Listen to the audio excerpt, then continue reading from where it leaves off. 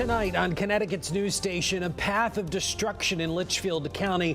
Now the National Weather Service stepping in to survey the damage. Was it a tornado? A devastating house fire in Woodbury. An up-close look at the damage and why it actually could have been a lot worse. Shots fired at a condo complex in Hampden. A man now fighting for his life.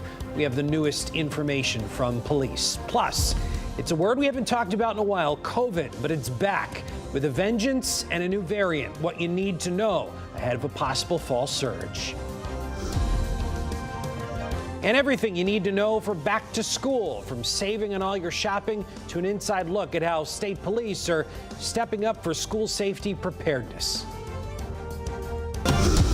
Now at 10, this is Fox 61, Connecticut's news station. Well, thanks for joining us on the Fox 61 News at 10. I'm Matt Karen. We begin tonight with that developing news out of Woodbury, a fire inside of a home there, trapping the people who were fighting it. Take a look.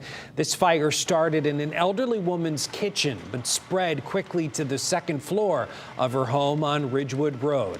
Luckily, that woman was able to escape the home, but she was brought to the hospital to be checked out. According to Fire Chief Janet Morgan, as firefighters made entry into the home to try to put the flames out, the second floor collapsed. 4 firemen were stuck inside. 3 sustained minor injuries. The house completely destroyed. It's now being torn down. A man is in the hospital after being shot multiple times at a condo complex in Hampden early this morning. Police responded to reports of gunfire at the Regency Hills condos at around 1:30. The SWAT team did also respond, and detectives from Major Crimes are actively investigating. Police say the victim's injuries are serious, but no update on his condition. A Connecticut State Police trooper is recovering tonight after being involved in a crash on I-84. It happened this morning on I-84 East just after 7 a.m. near exit 50 in Hartford. Take a look here. You can see that police vehicle has damage to the rear. State police tell us the trooper was helping with traffic control related to a separate accident when the Subaru SUV you see lost control and hit multiple vehicles, including the police cruiser, while the trooper was still inside.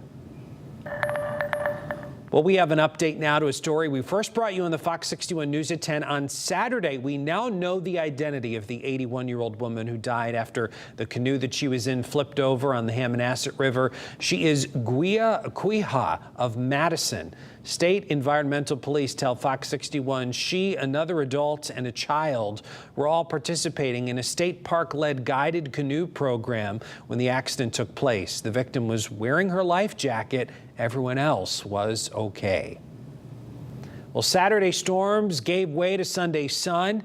And for most of you, the storms that we saw Saturday, well, they lit up the night sky, brought rumbles of thunder. But for some residents in Litchfield County, there's a growing theory that some of the damage there may have been caused by a tornado. Meteorologist Ryan Breton joins us now to tell us about the investigation that the National Weather Service will be undertaking. Ryan? Matt, I'm not sure we'd be talking about this if it weren't for this video taken last night around 9 o'clock by Dale, a spotter out on the storm. It was dark.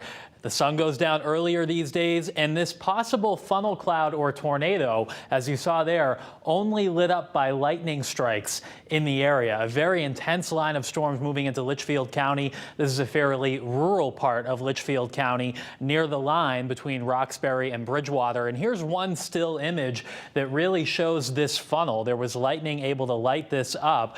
This picture, though, doesn't tell us whether or not this funnel was hitting the ground, making contact, but the spotters in the area said they could see the rotation and the lightning lit this up around 9 o'clock last night. There was a very intense line of storms crossing the New York-Connecticut border and then moving into Litchfield and Fairfield counties. We'll zoom you right into this area, and you can see on this mode of the radar there's a little bit of a notch suggesting winds blowing into the storm around Roxbury. And another tool we use to see rotation within these thunderstorms is the velocity mode of the radar, which shows us just the way the winds are turning. And I was in the Weather Center last night at the time looking at this, and this caught my eye because there is some rotation here. And sure enough, the spotter was located just close enough to this rotation that they could see it to the south. And this clearly is either a funnel cloud or a possible tornado.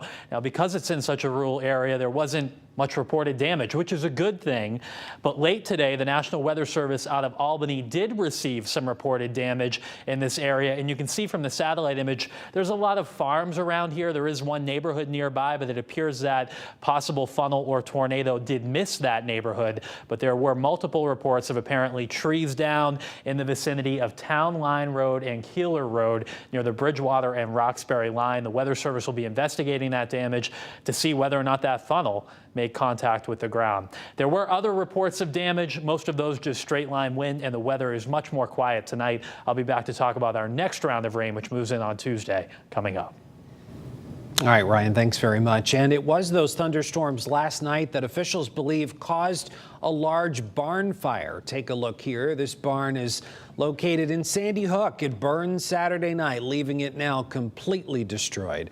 Fire crews who battled the flames were actually heading from a nearby call where a tree near a home had burned following a possible lightning strike. Then that's when they saw this fire over on Riverside Road. Luckily, nobody was injured. Eversource did have to be called to the barn to cut power to the property. Officials say there were about 40 firefighters who helped out. And a driver crashed into a fire truck on I-95 North on Saturday. Fire crews were there extinguishing a car fire on the interstate in Fairfield when a pickup truck struck the fire truck. Luckily, no one was hit. The emergency crews who were already there checked on the driver of the pickup truck, and then it reversed into traffic. Eventually, though, police were able to stop the driver. All the first responders involved are reminding you of the move over law, which requires all drivers to slow down and move over lanes when they see an emergency crew. Well, 2 Lifestar helicopters had to land in Harwinton this weekend after a car drove off of a road and slid down an embankment on Route 8. This all happened just past exit 42. Several fire and EMS crews responded. 3 people had to be pulled out of the car. 2 were flown to the hospital by Lifestar. The other was taken by ambulance. No word yet on their conditions. COVID cases are rising again across the country with the spread of this new variant that people are talking about, EG.5, which just became the dominant one in the United States this week. Here in Connecticut, the numbers are still low compared to what we're seeing nationally. Fox 61's DeAndrea Turner talked with health experts about the rise in cases. With COVID-19 cases flaring up again, officials are warning of a new variant going around, EG.5. One appears to be more infectious, meaning people are more likely to get it. According to CDC data, EG.5 is the most prevalent strain of COVID-19 in the U.S. right now. More than 17% of current cases are that strain. Here in Connecticut, health experts say the numbers are still low. But it is, in the big scheme of things, still small. It's 1% positivity from the emergency room visits in the past week recorded data. There is concern with school starting soon. We always worry about the increase for respiratory illnesses right around the week to 2 weeks after the schools reopen. He says the best defense is vaccinations and following CDC guidelines. If you have not been vaccinated, that will be the first thing to consider. Get vaccinated. And if you only got the original monovalent antibody, monovalent vaccination, consider getting the bivalent.